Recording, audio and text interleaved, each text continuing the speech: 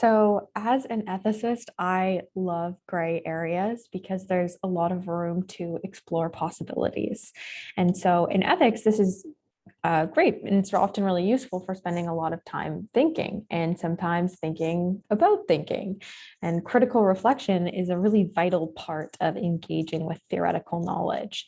But it leads to a considerable amount of trying to imagine the worst case scenarios. And sometimes in ethics, we refer to these as the here, the near, and the oh my dear scenarios for technology. And spending so much time wrapped up in a really critical lens of scholarly activity, I can lose sight of the tremendous upsides or benefits that technology can really bring. So the complementary opposite value of problem solving would really help put into perspective applications that tech innovation can address. So an example of this is I am hugely critical of gamified experiences, which use rewards and competitive game-like elements to shape behavior. So think about things like closing all your rings on an Apple Watch or upholding a streak on a meditation app. The risk is that gamified experiences can really cause us to lose sight of the purpose of activities because those points become proxies for objective success or clarity. But at the same time, those points, the rings, the streaks, and the rewards are really beneficial hooks for good habits. They can teach valuable skills and they can encourage us to do things that are good for us. And we might just need a little bit of incentive to motivate us.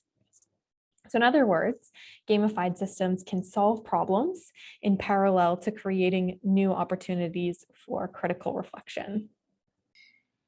A value that I hold strongly is the ability to see the big picture.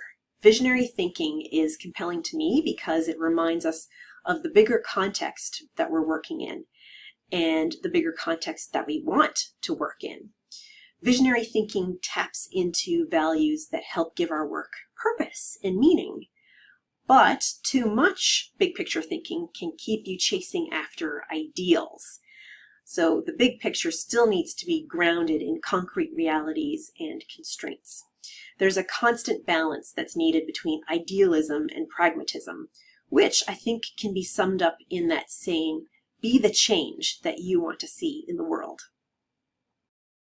From the list of value pairs, one that I have a strong preference to think about and talk about is visionary versus grounded. And it's interesting. I feel like I'm a big picture thinker and, have looked at some wicked problems, including in the field of career development and career management, where there's, trying to help people make good choices for the future when careers are changing and the world of work is changing and technology is changing and our own values are changing rapidly. And there's so many problems in the world. And I feel like the visionary angle on solving wicked problems, it appeals to me.